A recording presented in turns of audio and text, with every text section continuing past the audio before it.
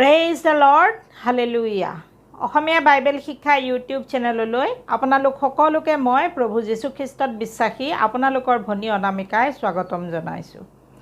আগৰ ভিডিঅ'টোত আমি ইছাকৰ মৃত্যুৰ পিছত জাকোবে যে কনান দেশৰ হিব্ৰোনৰ মম্মী নগৰত বাস কৰিছিল সেই বিষয়ে অধ্যয়ন কৰিছিলোঁ। আৰু আজি আমি যোছেফ কোন হয়, যোছেফে কি সপোন দেখিছিল, তেওঁৰ সপোনবোৰৰ অৰ্থ কি আছিল আৰু তেওঁৰ ককায়েকহঁতে তেওঁক কিয় বেছি দিছিল আদি বিষয়বোৰ অধ্যয়ন কৰিম। আহকচোন আগবাঢ়োঁ। এইখিনিতে আপোনালোকক জনাই থওঁ যে জাকোবৰ 12টা পুতেক আৰু দিনা নামেৰে এজনী জীয়েক আছিল। যোছেফ জাকোবৰ 11 নম্বৰৰ পুতেক আছিল। জাকোবৰ বৃদ্ধ অৱস্থাত তেখেতৰ প্ৰিয় পত্নী ৰাহেলে যোছেফক জন্ম দিয়াৰ কাৰণে জাকোবে আনকেইটা ল'ৰা ছোৱালীতকৈ যোছেফক বেছি মৰম কৰিছিল আৰু সেইকাৰণে জাকোবে যোছেফক এটা দীঘল হাতৰ ধুনীয়া চোলা দিছিল। কিন্তু যোছেফৰ ককায়েকহঁতে যেতিয়া জানিব পাৰিলে যে দেউতাক জাকোবে তেওঁলোকতকৈ যোছেফক বেছি মৰম কৰে, তেতিয়া তেওঁলোকে যোছেফক ইমান বেয়া পাবলৈ ধৰিলে যে তেওঁলোকে তেওঁৰ লগত ভালকৈ কথা বতৰাও নোকোৱা হ'ল। তাৰ মাজতে যোছেফে এটা সপোন দেখিছিল।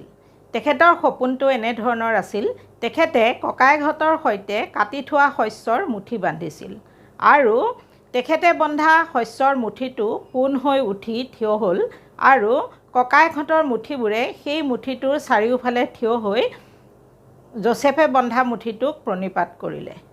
যেতিয়া যোছেফে সেই সপোনটোৰ কথা ককায়েকহঁতক ক'লে, ককায়েকহঁতে তেতিয়া এনেদৰে কোৱা বুলি আমি পাওঁ আদি পুস্তক 37 অধ্যায় 6 পৰা 8 পদ। 6 পদ, যোছেফে তেওঁলোকক ক'লে, শুনা, মই এটা সপোন দেখিলোঁ। 7 পদ, মই দেখিলোঁ যে আমি পথাৰত কাটি থোৱা শস্যৰ মুঠি বান্ধিছিলোঁ, তাতে মোৰ মুঠিটো পোন হৈ উঠি থিয় হ'ল, তাৰ পাছত তোমালোকৰ মুঠিবোৰে মোৰ মুঠিৰ চাৰিওফালে থিয় হৈ প্ৰণিপাত কৰিলে। 8 পদ, তাতে তেওঁৰ ককায়েকহঁতে তেওঁক ক'লে, তেনেহ'লে তই সঁচাকৈয়ে আমাৰ ওপৰত ৰজা হ'বি নেকি? আমাৰ ওপৰত সঁচাই তই অধিকাৰ চলাবি নেকি?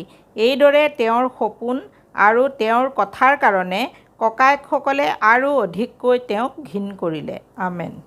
এই সপোনটো দেখাৰ কিছুদিন পিছত যোছেফে আৰু এটা সপোন দেখিলে আৰু সেই সপোনটো এনেধৰণৰ আছিল।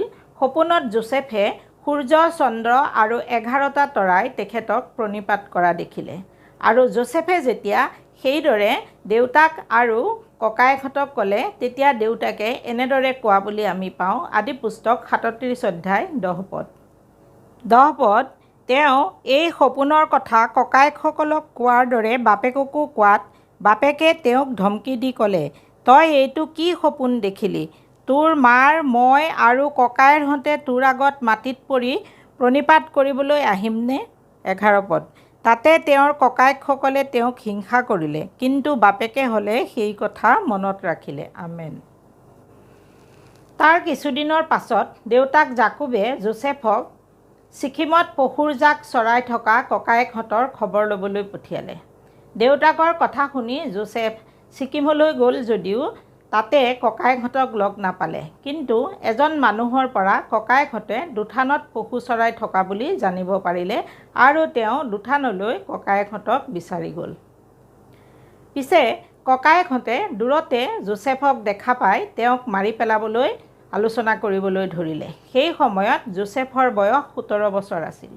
কিন্তু জাকোবৰ ডাঙৰ পুতেক ৰুবেনে যোছেফক মাৰি পেলাবলৈ ইচ্ছা নকৰি ভায়েকহঁতৰ পৰা বচাই যাতে মনে মনে দেউতাকৰ ওচৰলৈ পঠিয়াই দিব পাৰে, সেই উদ্দেশ্যৰে যোছেফক গাঁত এটাত পেলাই দিবলৈ ভায়েকহঁতক পৰামৰ্শ দিলে।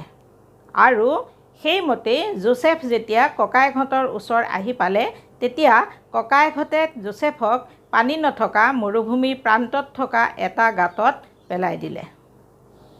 যোছেফক গাঁতত পেলাই দি ককায়েকহঁতে খাবলৈ বহিল, কিন্তু ৰুবেন সেই সময়ত ভাই ককাইবিলাকৰ লগত নাছিল আৰু তেওঁলোকে খাই থকা অৱস্থাতেই গিলিয়দৰ পৰা এদল ইছমাইলীয়া ব্যৱসায়ী মিছৰ দেশলৈ যাত্ৰা কৰি গৈ থকা অৱস্থাত লগ পালে আৰু জিহুদাৰ কথা মতে তেওঁলোকে যোচেফক গাঁতৰ পৰা তুলি 20 চেকল ৰূপ লৈ সেই ইছমাইলীয়া বেপাৰীবিলাকৰ হাতত যোচেফক বেচি দিলে আৰু তেওঁলোকে যোচেফক মিছৰ দেশলৈ লৈ গ'ল। কিন্তু ৰুবেনে এই কথা জানিব নোৱাৰিলে।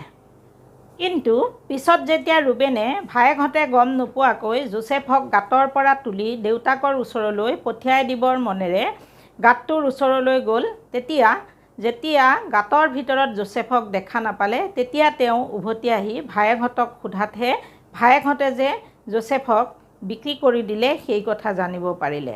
আৰু সেই কথা জানিব পাৰি ৰুবেনে মনত বহুত বেজাৰ পালে, কিয়নো তেখেতে জানিছিল যে এই সংবাদ পালে, অৰ্থাৎ যোচেফৰ মৃত্যু হোৱা বুলি যদি গম পায় তেনেহ'লে জাকোবে মনত বহুত দুখ পাব। ইতিমধ্যেই যোচেফৰ মাক ৰাহেলৰ মৃত্যু হৈছিল। ইয়াৰোপৰি দিনাৰ লগত হোৱা অঘটন আৰু ৰুবেনৰ পৰা পোৱা মনৰ কষ্ট আদিয়ে দেউতাক জাকোবক যে শোকগ্ৰস্ত কৰি ৰাখিছিল সেই কথা ৰুবেনে বহুত ভালকৈয়ে জানিব পাৰিছিল।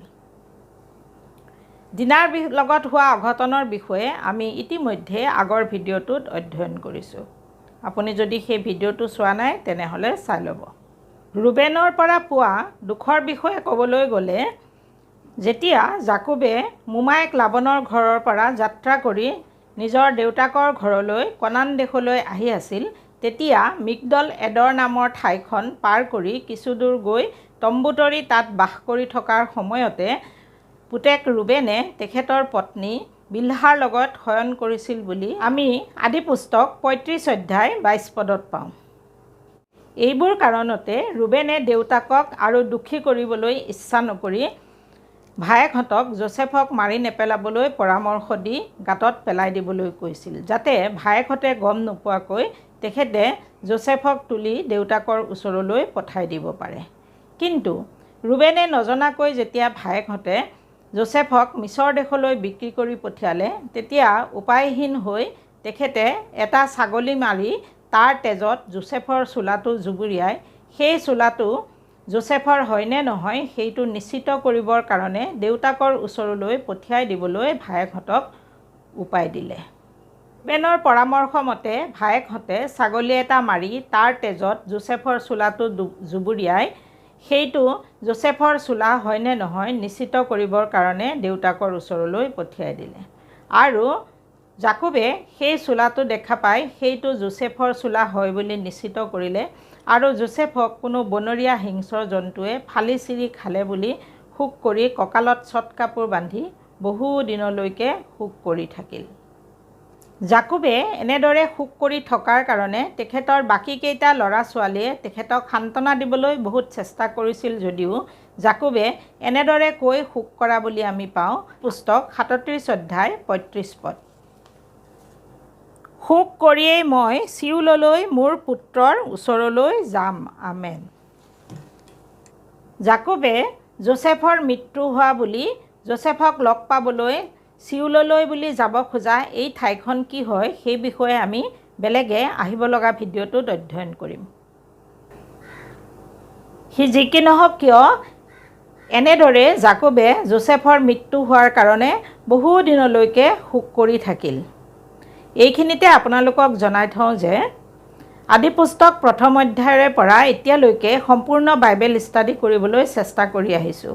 আপুনি যদি এই বাইবেল ষ্টাডিৰ সহভাগী হ'ব খোজে তেনেহ'লে অনুগ্ৰহ কৰি চেনেলটো ছাবস্ক্ৰাইব কৰিব আৰু লগতে আপুনি আপোনাৰ ভাই ভনী ওচৰ চুবুৰীয়া বন্ধু বান্ধৱী প্ৰিয়জন সকলোকে যদি বাইবেল ষ্টাডি সহভাগী কৰিব খোজে তেনেহ'লে তেওঁলোককো ভিডিঅ'বোৰ শ্বেয়াৰ কৰিব আৰু আপুনিও ভিডিঅ'বোৰ ভাল লাগিলে লাইক কৰাৰ লগতে কমেণ্টো কৰিব। প্ৰভুৰ অনুগ্ৰহ আপোনালোক সকলোৰে লগত থাকক। আমেন।